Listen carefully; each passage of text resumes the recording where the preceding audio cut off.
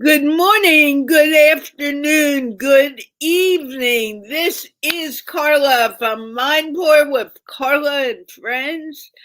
And today we have a new topic, a new week.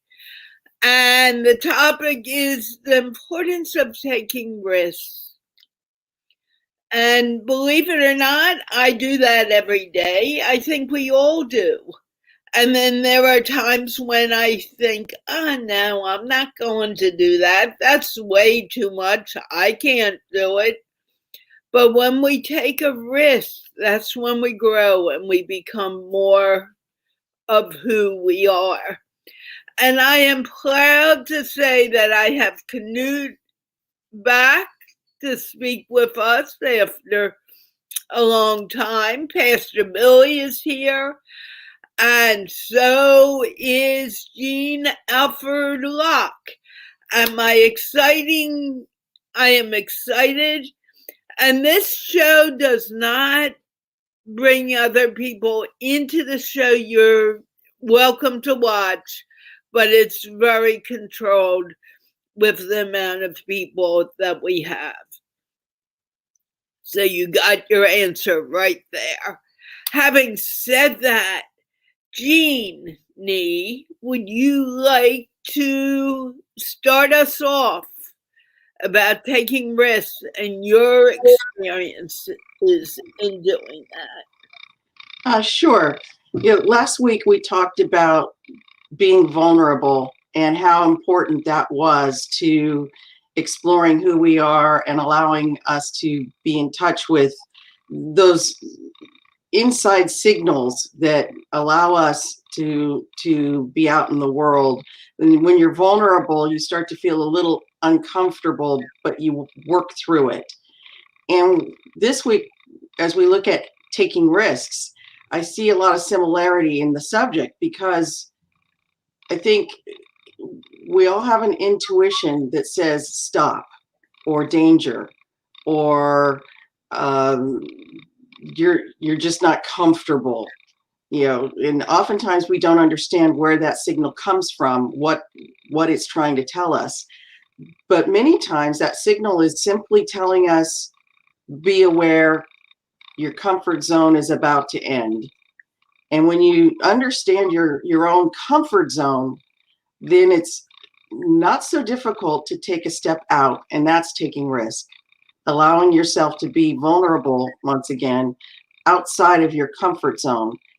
In Toastmasters, which is a group that I belong to and have for many years, when we do our critique of other speakers, we give them stretch goals.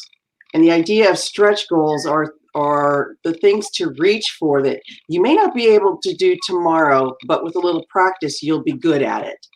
And that's how I look at taking risk. If it's a stretch goal, go for it. If it's so far that you feel like you have to leap the Grand Canyon, think about it. Maybe come up with a plan so you can have the step-by-step kind of plan so you can easily get to that huge goal.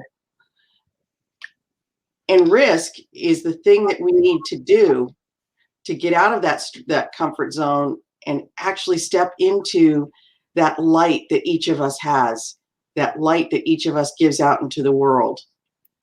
How's that for a beginning? I think that, I didn't unmute myself.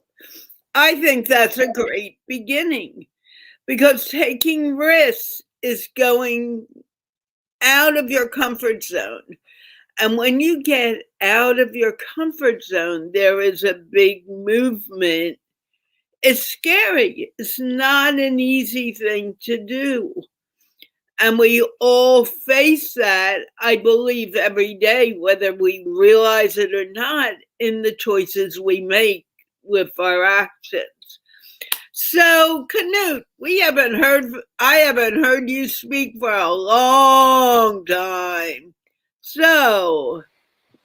Okay, here I'm back again, and thank you. For me, as an entrepreneur, I think it's extremely important to take risks. How can you be an entrepreneur or come up with something new? if you don't take risks, because then we will stay within our comfort zone. And I think a part of this is what you also mentioned, Jim, that this is about overcoming our fear, and it's closely related to being vulnerable. If I'm not willing to be vulnerable, I will let the fear control and steer me. So I will not then have the confidence and to take risks.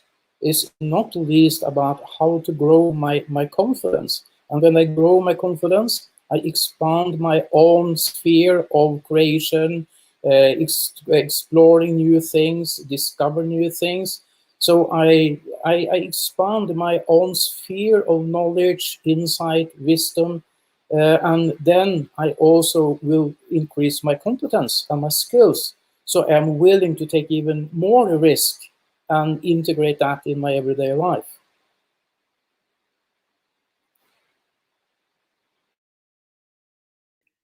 Can you give us an example of when you've taken a risk and moved forward? Yeah, because I have now been into this work of developing a global ecosystem, I also realized that in order to succeed, I had to break up. And for me, this is what I say now these days, that this is not just about a global wake-up call, it's about a personal breakup call. And where I sold my apartment, I sold everything I had, so to say, in order to follow my vision. And if I hadn't broken up, I know that I would never have been where I am now. So that is one example. Thank you, Knut. And let's move over to Reverend Billy. Hey, everybody. Great to be on with all of you risk takers. And I know Newt because I follow him and what he's doing. And Newt, you're an incredible risk taker. So thank you. Jeannie, I know you've been a risk taker with your work. And Carla, you are the penultimate of risk takers, getting on MindPlore every day, bringing some of your fellow risk takers on. And that's a risk in itself, right? To have on Newt, Jeannie, myself. So we're here to take risks. And I just want to say a brief statement about rubber bands. Rubber bands are really an unusual entity because they only work when they're stretched. So if I just have this here, and I hope that our viewers on StreamYard and Facebook will appreciate this. If I just have this rubber band here, it's not good for anything, right? I mean, it's useless. But if I want to wrap up a bunch of papers, the rubber band has to be stretched. And so, isn't that a great illustration of life, that the only way we are used for good in humankind is when we're stretched, and then we can be useful. If this just sits in my drawer, look at how floppy it looks. I mean, it's really good for nothing, right? But I knew that we were going to talk about risk today. So I always use this illustration with my kids, with my congregation, with the work that I do in the Middle East and Africa and Central Asia, that we have to stretch ourselves. And stretching ourselves is another way for taking risks. And Newt and Jeannie, I appreciate what you said about the word fear. Why don't more of us, myself included, why don't we take more risk?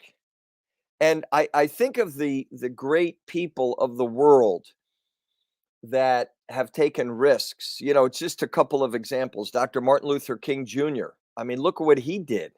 And of course, he died at a young age. Look at Mahatma Gandhi, took a risk. Look at one of my favorite examples is Congresswoman from New York State, Shirley Chisholm. Shirley Chisholm was one of the first African-American women of color that was ever elected to the U.S. House of Representatives.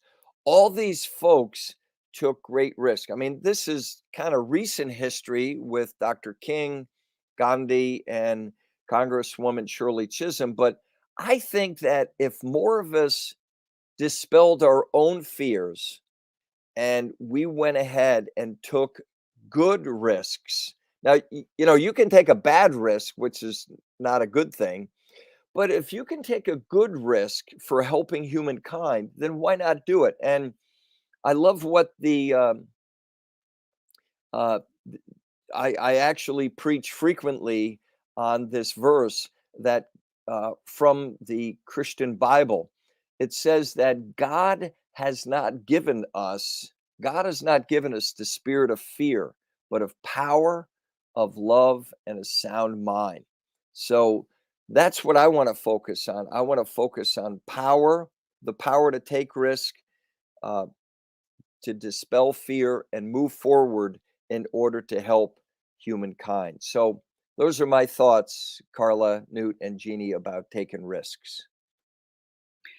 You know, the one thing that we don't realize, and I was listening to Pastor Billy, is that we take a risk even when we're a baby and we're learning to crawl, or we're learning to creep, or we're learning to walk. And as we get older, we stop doing it because people are telling us, oh, I need to do this perfectly. Rayhan recently reminded me I am putting together a conference for the Ministry for English Literacy on this weekend, actually. And it's the first time I'm doing it. And I said to him, I don't know what I'm doing. How can I do this? And he said, go ahead and do it. Just do it. Don't think about it. And that's what I've been doing. And every day when I'm talking to people about it, especially this week, it's even crazier. I'm taking a risk because I don't know how someone's going to react to what I say or not react. You know, I'm taking a risk. Every day I take my dog out. Who knows? There may be a rock in my path and I fall over. So instead of worrying about it, why can't we just be in the moment and live with what's going on? Our worries keep us from moving forward. And I'd like to hear what my panel has to say about that. Jump in.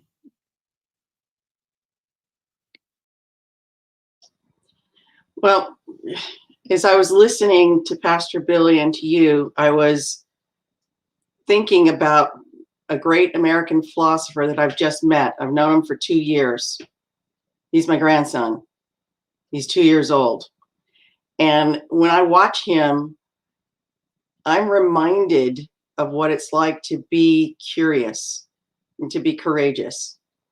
This little munchkin, let's call him, there are baby gates all throughout their house. And I have a video of him scaling the baby gate in 12 seconds. You can't sit down and take a breath in 12 seconds. He's out and moving. And that kind of curiosity, you're right, Carla, we had it when we were children, when we were innocent, when we were curious. And that's a beautiful way to show up in the world. But we get it socialized out of us as we grow older. And it's not anybody's fault. You know, parents have to rein in their kids. I remember telling my son when he was a teenager and he was a ball of energy as a teenager, we were arguing and I said, it's my job to put boundaries down. It's your job to push them.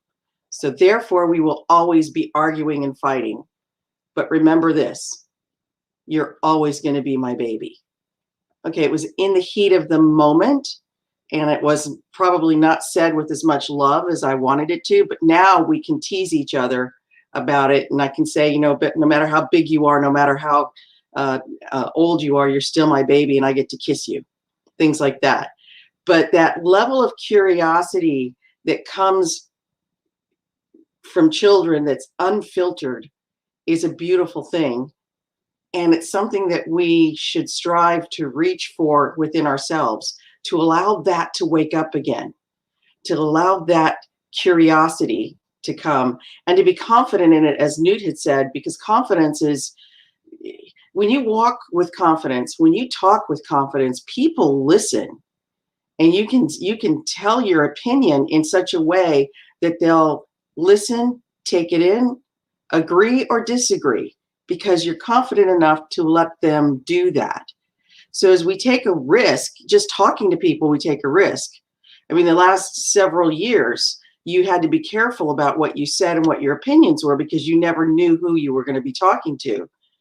But what we have to reclaim, at least in this country, is the ability to disagree, and to disagree with such confidence that we can allow the other person to have their own opinion. It's more than we agree to disagree. It's more, you've got your opinion, I've got my opinion, and somewhere in the middle is the truth. And we need to own that and agree with that. Because if I don't take the risk to hear somebody who doesn't agree with me, I'm not going to stretch out and see a different perspective. And a lot of times it is our perspective that keeps us from moving forward, because there's fear outside of our perspective. There's fear of the unknown. But I remember a minister saying up on the pulpit once, I believed it's something that's out there in the ethos, but fear is false evidence appearing real, which means fear is what we have inside of our head. And when we can get outside of our head and see the world from a different perspective, it becomes a little bit more comfortable to take that step that gets us into that risk area and gets us into the growth. And it's growth that we're looking for. The ability to take a risk is the ability to grow, as you said, Carla.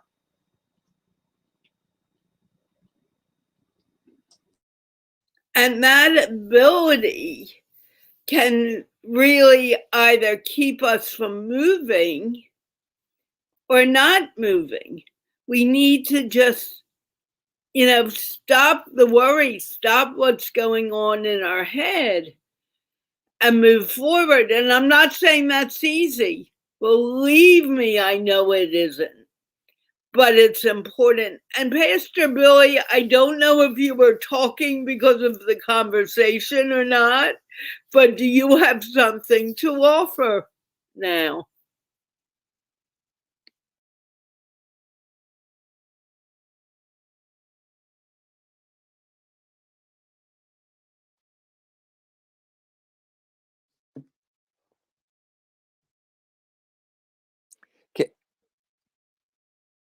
Can you hear me okay? Okay. Sorry. Taking myself off mute. Again, I appreciated what you had to say about that. And I think that too few of us take risks. And I, as a pastor, as a humanitarian, that's why I'm leaving for Afghanistan on August the 15th. I've been asked to lecture to a group of psychologists in Kabul on gender-based violence, child marriage, and FGM. And this is my third trip to Afghanistan. And I think everybody on the call knows what's going on in Afghanistan now. And so I'm taking a risk to go there.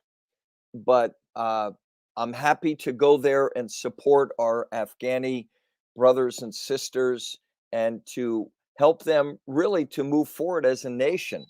So, that's really just what I wanted to share with you that, Carla, you mentioned earlier about, what are some examples of those of us that are on the call today? what are some examples about us taking risk? I mean, it's one thing to talk about, right? Newt, Jeannie, Carla, it's one thing to talk about taking a risk. It's another thing to actually do it, right?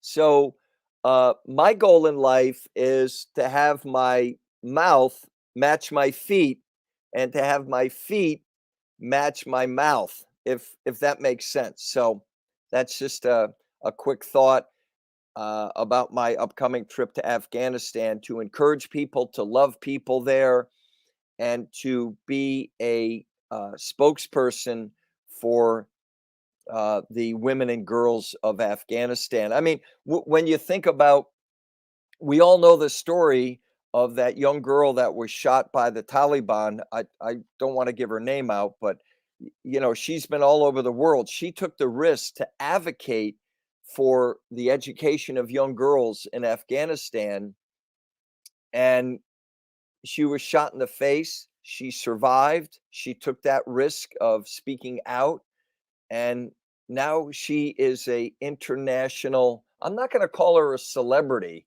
but she is now a young woman, a young girl that is has sparked an international cause for girls and women to be educated in some of these Central Asian countries. So when we take a risk, you look at Dr. King, he took a risk and he was assassinated.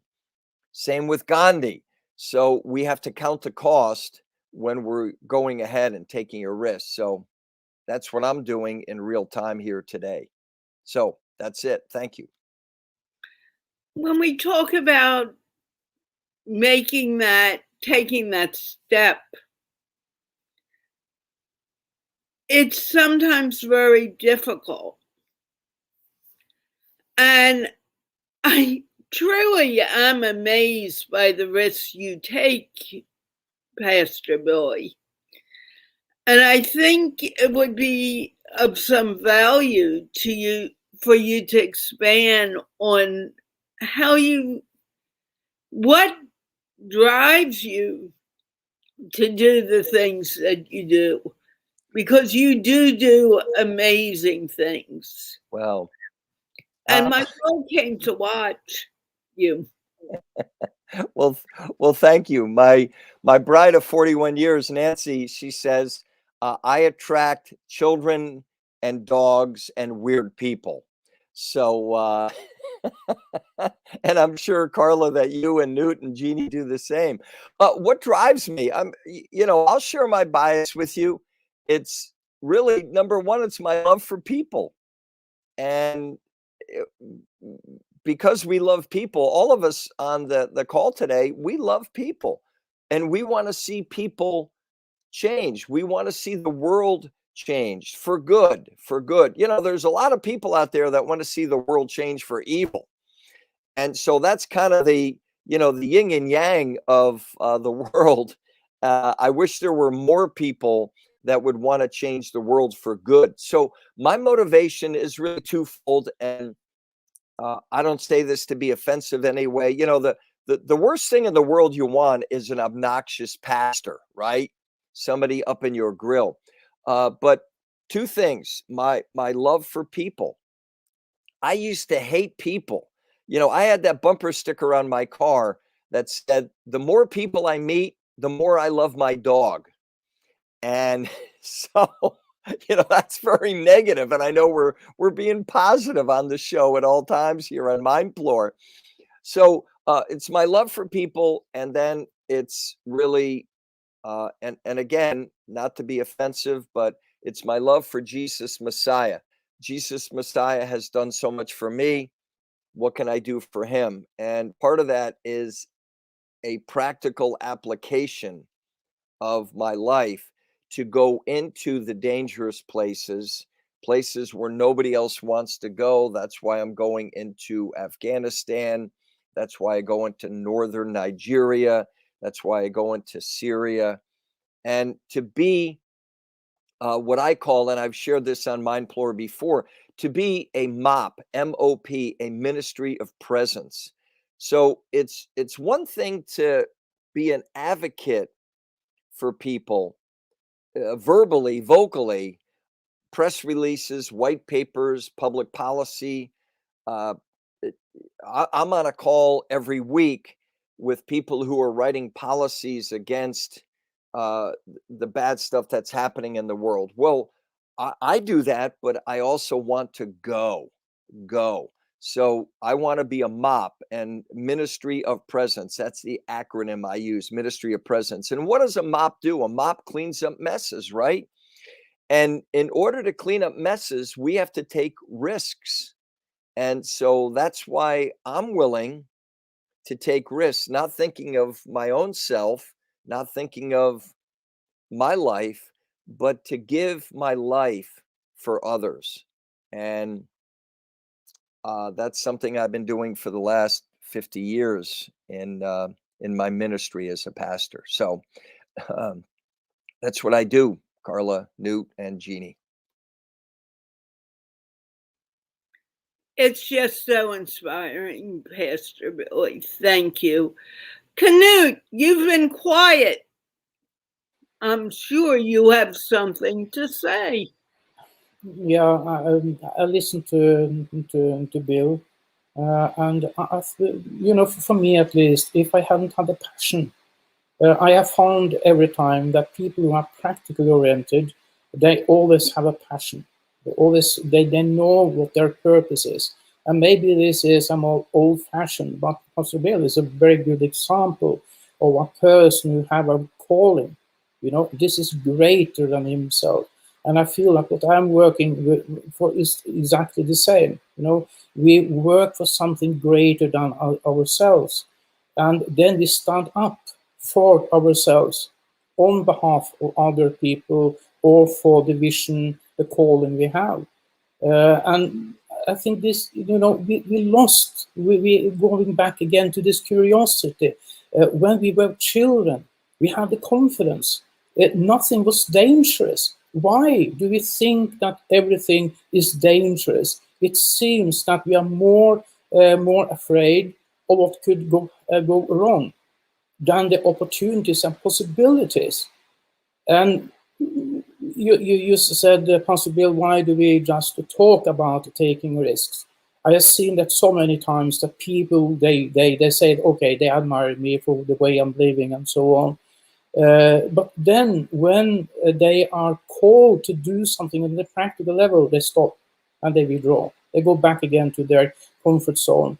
So I think this inner drive, as Pastor Bill is this excellent example of, that is what we need. We need to find our passion, our purpose. When we have that passion, when we have the purpose, when we feel that we are doing something meaningful, and that doesn't need to be on the big global level. It can be on a very concrete, detailed level. But we do what we love.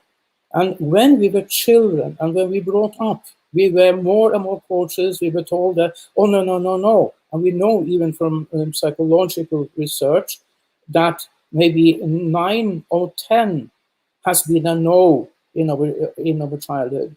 You know, yes, 1 yes and 9 no's. So we have been indoctrinated to not taking risks. We take risks in the beginning, but then we are more and more conditioned. So for me, this is both about that we have failed in teaching and guiding the children and ourselves to find our inner passion and purpose. I am sure every one of us, we have a unique calling. We are all blueprints of a potential that is unlimited, but we are told not to take risks. Instead, we should serve a community that tells us do this or do that. And then we are afraid because we are vulnerable. We feel that we may be humiliated. We are afraid for the consequences of the failures we must do. So we need to open up. It's like creating a bigger space for each other so we can be more creative, more courageous, more curious. And in this common exploration of what we have potential to do, then we will take more risks. So it is when we are afraid of something, then it's very important to seek support with people who really do understand and they have taken risks themselves. That's why Pastor Bill and Nelson Mandela, Mother Teresa, they all have been inspirations when we have been in trouble, and it is very, very tough sometimes to cross the borders of our fears. But that is extremely rewardful when we really do understand, yes, I am here for something special, for something unique. I really believe in that.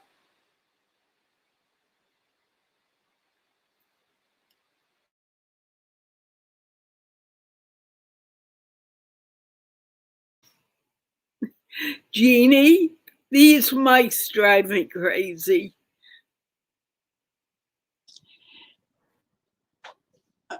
I suddenly went into a practical mode listening to you guys, and I really appreciate what you were saying, especially when you look at things that Pastor Billy's doing on the global level. I think many of us aspire to be that effective in taking a stand.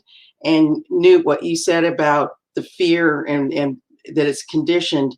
And the first thing that jumped to my mind is when I'm doing speaker training and such, the number one fear for most people tends to be speaking in public, which I actually call it speaking in public versus public speaking, because whether you're on stage or you're talking to a group of people, we tend to muzzle ourselves. We become fearful. But what I think what happens in many places, it starts with the brain, that part of our brain that's often referred to as the monkey brain, that puts us into fight, flight, or freeze. And we came by that honestly because in the earliest days we could have been attacked by a wild animal. In the exploring days here in America, you could have been lost on the Pioneer Trail or attacked by whatever was out there. There's always been a lot of quote unquote enemies. So that conditioning comes not just from our upbringing, but from the whole growth of society. And that reminds me to take a deep breath, to reground myself, and to get out of that fight, or flee or freeze kind of mentality and get back into kind of a more logical and creative mentality, which is more frontal in your brain. It's the higher level of our brain. And whether you're simply raising a family or you're changing the world on the highest levels, that fight, flight, or freeze mechanism is common. And it's how we learn to take a step away from it, how we learn to allow ourselves to be fearful. It's okay. When I walk out on stage, I'm barely breathing. And then when I stop where I'm supposed to be and I take a deep breath, I become who I'm supposed to be. And it's a weird feeling. You feel like you're so tight, you're so scared, you can't even walk out. You're gonna sweat, you're gonna screw up your words, you're gonna do something, you're gonna fall flat on your face, you're gonna embarrass yourself. Oh, I'm here to say something. And it's a switch. And when we get used to that switch, which brings up one of my favorite words, practice, when we do this more and more, it becomes easier and easier. So the same with taking risks. When you take the small risk, it helps you condition yourself to take the next small risk, to take the next small risk. And it's that pebble in the water effect. It just keeps going and going and going out there. And pretty soon you're going to be on that big stage telling people, the philosophy that you live by, and they're going to go, I want to hear more. Because when we share who we are, that passion that you talked about, when we share that, other people are sparked to find their passion. And I might spark somebody to find a passion that allows them to find the next huge innovation in technology. If you think back, if we think just recently, in recent history, the ability to hold up this phone and use it is amazing, because just 20, 30 years ago, we had boxes on our desks that were huge. And 20 years before that, there were rooms filled with computers. But I have more power in this hand than I've had in any laptop or any desktop that I've ever owned. But that took somebody's innovation, but it wasn't one person. There were so many people whose names get attached to the technology that's in there. And that's my point. I make a change. The people around me make a change. The people around them make a change. So the value of taking risks is more than we can even fathom in our brain. We can change the world. And I've been saying this about communication for quite some time.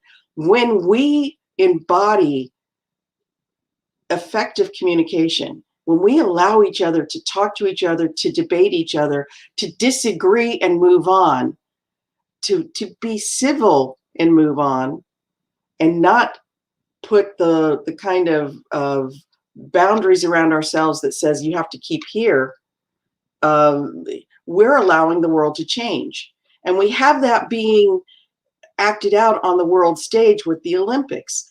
It took a lot of courage for Simone Biles to take the step that she took and pull herself out because of her mental state.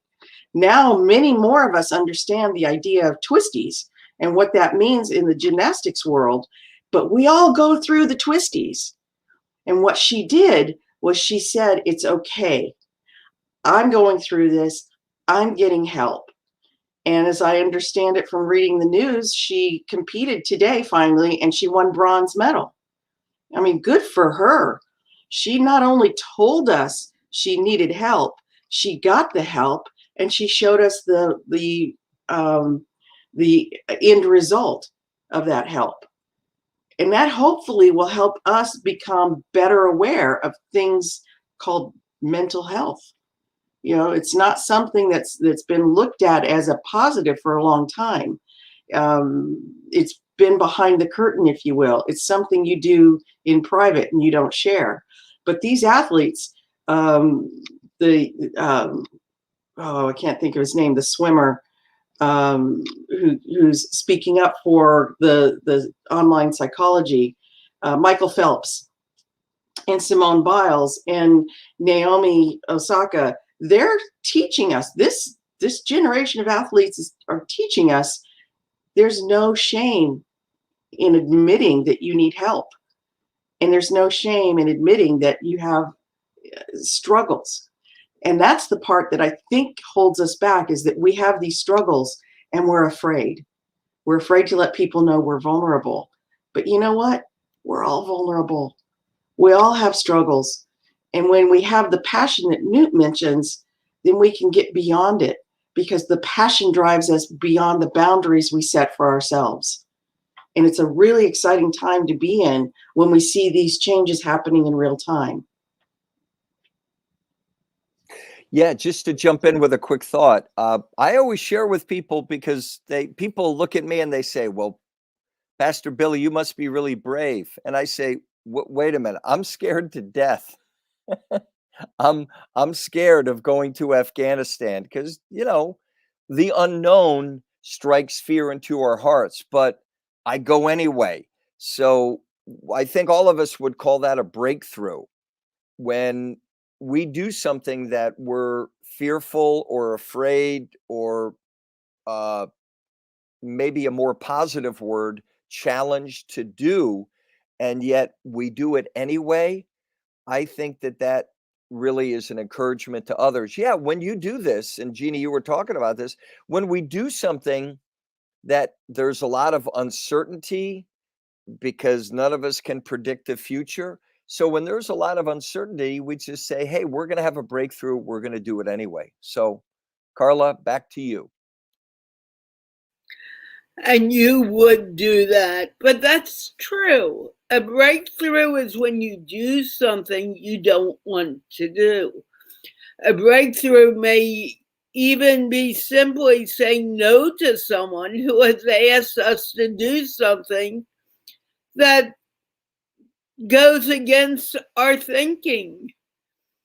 A breakthrough could be is the baby beginning to walk. A breakthrough is getting your first dog because you've always wanted one, but you were afraid to do the training. Every decision we make in the morning, it could even be brushing our teeth. For some, I don't want to brush my teeth. I don't have time to do it. Well, you got to do it. Breakthrough. So it's making a decision and moving forward. Knut, you've been too quiet today. Yeah, I listen again. For me at least, because I really experienced a lot of fear, and I have met a lot of challenges on my journey. And what you say, Bill, I think this is so important, that to be brave is not to not having fear, not to being fearful, maybe the opposite. And they say so courage is not, if you don't feel any fear, it's not brave, it's not courage. It's just because then you don't really think about it. So to overcome our fear, I think, and that is to take risk. And that is the breakthrough, when we say, okay, I say no to my fear, and I say yes to what is on the other side of the fear. So I think this, but I also seen so many times that people, because they haven't really the passion for something, we talk so much about things. Yeah, we should have done this, we should have done that. But then when it comes to the decision making, then all the old arguments for not doing what we want to do is coming up and cross our minds. So we don't really get into it. And in the situation we are in with humanity, even on the planetary level, I think this is so important. And also to quote the Buckminster Fuller, he said that we are architects of the future, not its victims. That is also to understand. And I don't, I'm not, I don't agree in what people say we can't predict the future. And if the future is full of unpredictable events, human values are eternal. And I think that is a part of now to get back to reconnect with our core values. When we reconnect with our core human values, then we also will have more guts to follow our instincts and to make the changes we need to do. Because if we give up, we say, okay, we can't predict the future. I say, nonsense. There are people all over the world now, they are in this moment creating the future. We just don't know about them. And if we think in this way, I think we also will have, as I say, more courage to do what we can do in contribution. And this is not just an individual contribution. This is really a joint venture for all humanity if we want to survive.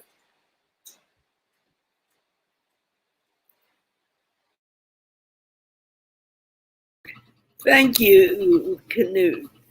And it's true, taking risks makes us survive, and it brings survival past just survival living on Earth to rising higher and growing your own self. And Jeannie, you look like you may want to say something. I don't think we were put on this planet to simply survive. And I'm thinking of different movies where they show people who've been put in enclaves that are separate from the rest of the world. And usually the underlying message is this society was stagnated. It didn't progress. And it's usually a conversation or a declaration that progress is important. But it's not about progress. It's about being able to look beyond ourselves. I think Knut said earlier something about passion being something greater than yourself. Well, if you want to be greater than yourself, you need to step out of yourself. And that's, existential kind of exercise that can be guided by a number of ways. Meditation comes to mind, prayer comes to mind, things where you start to look at what you're doing and what it means to those closely around you, and what it might mean to people that are 2 or 3 or 4 touch points out from you. In marketing, they tell us to picture an avatar for our customer, but I'm going to advocate picturing an avatar for somebody who's, you know, way out there that you might be touching with your words. You know, somebody said in one of our earlier conversations, don't let perfection stand in the way of progress. And I wrote that down because that's a really good statement for those of us that can get frozen in the idea of moving forward. We want to be perfect. We don't want mom and dad to say you could have done better. We don't want things that happened in our past that keep repeating in the, you know, the committee that I talk about, those voices that are in your head that say, who do you think you are? Or why do you think you can do this? Instead of letting those voices be the last one you heard, you need to think about the person, you know, 2 or 3 levels out. You know, your friend's friend's friend, who's going to hear your words filtered through these people and wonder how it's going to touch them. And, you know, I think we should all be out there saying, don't let perfection stand in the way of progress, because we tend to have this need to not make mistakes, to not show that we're human, you know, because to err is human. We were made to make mistakes. Those mistakes are learning opportunities. When when I raised my son and he'd make a real blooper, I'd say, did you learn anything from it? And he would go, oh, Mom. But I would push it, and then we would talk about what he might have learned from the mistake. Sometimes it was how he was doing his skateboard, which I couldn't really watch because it scared me, but I had to, because that was his passion of the moment. And then he would fall, and I'd say, what was the lesson? And he would go into intricate detail about the maneuver he was trying to make and what he needed to do. And then he'd go out and do it. And that's my point. When we don't say to ourselves, who do you think you are? And we say, I know who I am. I'm going to do this. I know who I am. I'm going to say this. You know, we have more power inside of us than we allow ourselves, because we've been told we don't. And that's a story that somebody else gave us. And so what I'm advocating here is to look at what's truly your story versus what's one that somebody else told you. I mean, I'm a writer, and there's several times in my life I've been told that I couldn't write. And it was because of style differences, and not about not being able to string a sentence together, but it was all about style. And when I realized that that's your opinion and that's your style, then I could break through and then write something. I mean, literally, I got a very long letter to the editor printed in the Wall Street Journal because every fact was important. And I went to my boss and said, this is what I do. I was scared, but I did it. You know, and each of us has that opportunity every day. We have the opportunity when we get up to say, I'm here, God. What do you want me to do? And then go do it. And that's the thing. We can think about it. We can cogitate. We can manipulate our thoughts. We can do whatever we want until we get to that point where we go, I got to do it. Action. So you have this fear. You work through it in your head. You take a step. That step is action. That step is taking risk. That risk allows you to open up. There's another saying I want to bring up that I think is like a broken heart grows stronger. Every crack opens you up to more love. And when you think about that, what makes us have a broken heart? Something happens. You know, somebody broke up with us. Somebody got hurt. Lots of different things. But the capacity to find more love is infinite. just because my boyfriend broke up with me doesn't mean I'm at an end. That means I can start a new beginning. And it's how you interpret it. You know, I got fired once. And in that moment, I had a choice. I wanted to cry. I mean, literally, I got fired from a client, not because I did anything wrong, but because they needed to have an agency. I was a consultant. They wanted to have a full agency. And the other side of the choice, from wanting to cry because that was my major breadwinning client, to what I ended up doing was, so you're graduating. I interpreted it as, I did a great job. Now you're ready to take on a much larger agency. And I walked away much prouder than I had expected when the conversation started. Because in that moment, as Newt was saying, we get to architect our future. In that moment, I laid a building block down that said, you actually did good work. They didn't know what an agency was when you started. And here, a year later, they're ready to hire one. You did it. And I walked out proud. That's how we have to have our inner work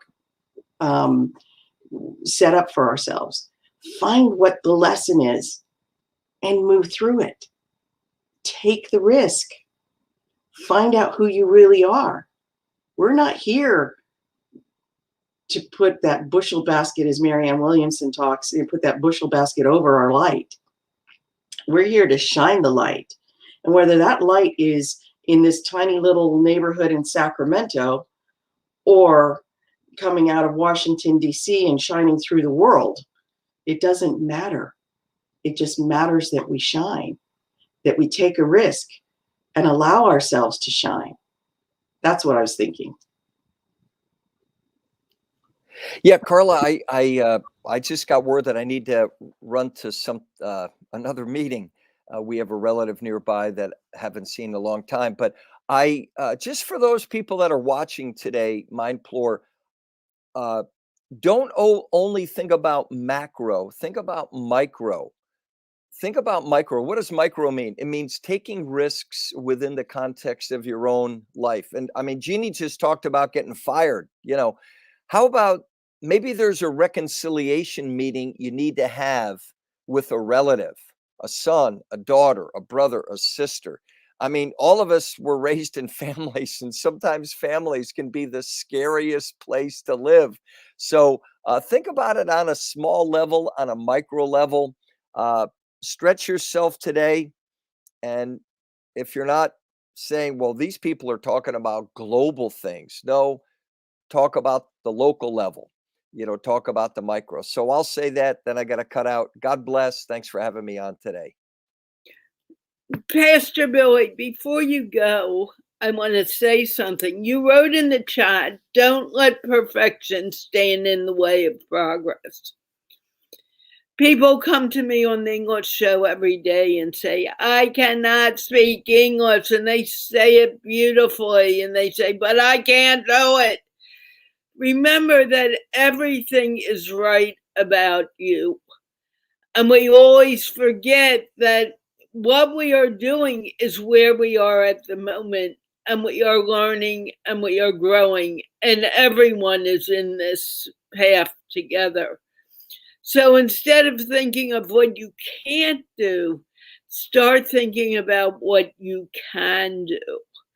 And when you think about what you can do, you'll be amazed with how far you can go. Having said that, it really is the end of the program anyway. So I want to thank Pastor Billy and Knut and Jeannie for being here today and having an excellent and wonderful conversation today about taking risks and why they're so important. And remember, the English show will not be happening today because I'm working on the conference. However, I will be back most likely next Tuesday to speak to you in English. And there is a replay up for you to watch today. So let's wave goodbye, and we'll see you again on Thursday. Bye, everyone.